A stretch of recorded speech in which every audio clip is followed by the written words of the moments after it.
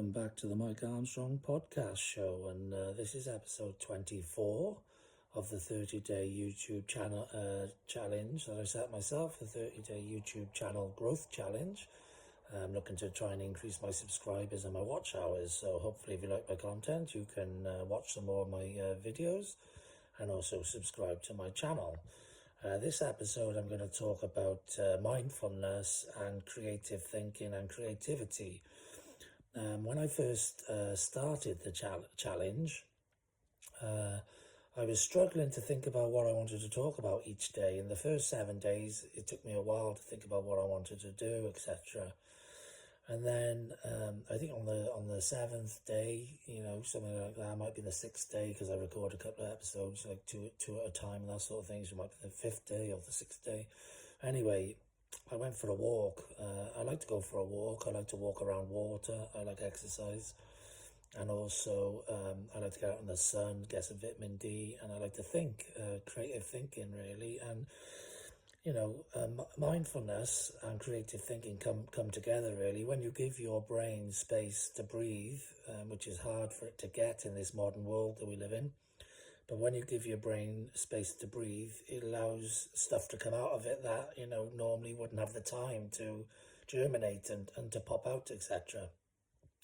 So you can do mindfulness in the shower, by the way, but you can do mindfulness, on country walks, walking around lakes, ponds, whatever, that sort of thing.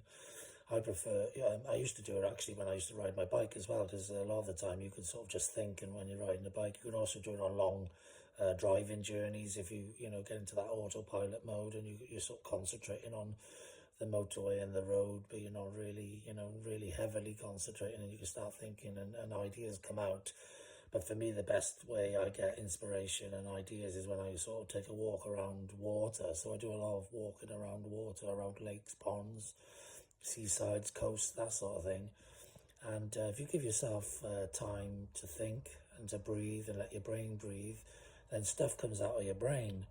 So, I actually managed to think of about 13 titles and 13 categories for episodes for my podcast and the 30-day YouTube channel in about an hour and a half of walking around a pond near to me.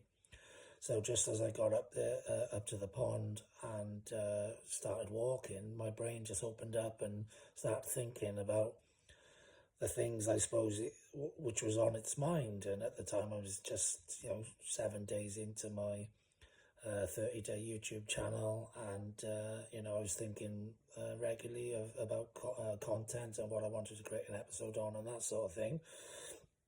And it just started spilling out of me what categories, what content, what titles, etc. Just started spilling out of me. So I always got my phone on me, so I just added them to my notes. I wrote a little, just a title and a quick summary of the idea, and that led me to go from 7 to 20 episodes without even thinking about it really. Just all come out on that walk. So that's the benefit of mindfulness. That's the benefit of giving yourself time to think. So I used to do a lot of driving long distance, and I've written over 200 ebooks, and that's where I used to get most of my ideas for ebooks. And the titles, etc., was when I was driving long distance. So yeah, if you give yourself time to think, your brain will think.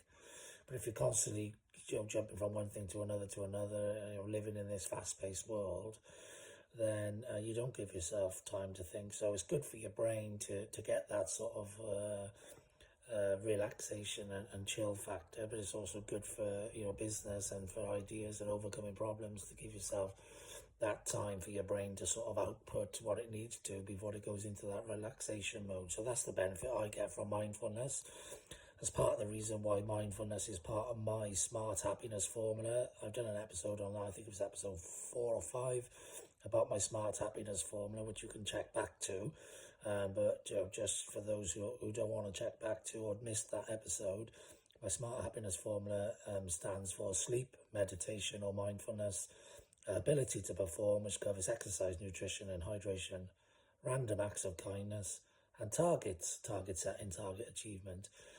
That's the elements that make up my smart happiness formula. But if you check out the smart ebooks or Mike Armstrong ebooks, or just hashtag smart happiness formula, you should find more content on that, either online for free or via low-cost ebooks, which you could subscribe to via the Mike Armstrong ebooks Gumroad shop, which I promote under the hashtag MAE store, so it stands for Mike Armstrong ebook store, or just look for hashtag Mike Armstrong ebooks and you'll find more information about my Smart Happiness Formula and some of the other titles that I thought of when giving myself mindfulness opportunities in long distance traveling.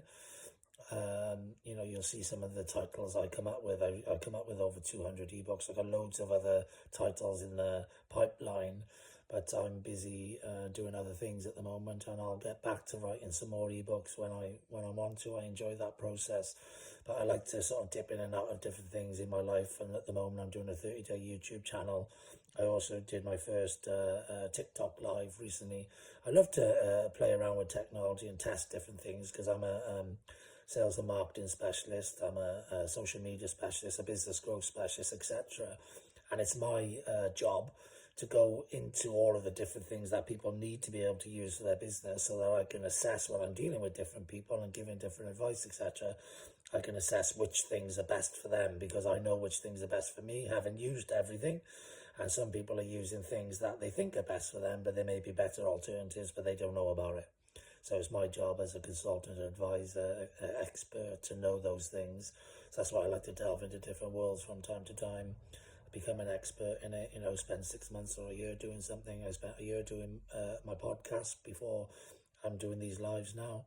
Spent a year writing ebooks and promoting ebooks, etc. I like to spend a good amount of time doing something so I know how it works and all the different, rules and, marketing strategies and all that sort of thing. I like to immerse myself into something for a while and then I'll move on to something else. But if it works really, really well for me, I'll keep doing it as well on the side. That's why I've got over 250 social media accounts. Some I spend more time in than others, but I like to research, if you like, and get into the worlds of each platform and each system and see how they work. So that helps with my advice and my strategy and my services for others. That's pretty much all I want to say on the matter, really. If you've got time in your day, go out there, do some mindfulness, give yourself time in the shower to think whatever. It'll help you overcome problems and help you with your creative thinking.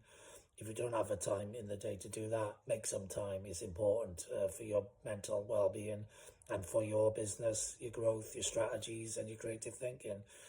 That's all I want to say on the matter, really. So nothing else to say other than have a great day. I know I will. Thanks very much for listening. Cheers. Bye-bye.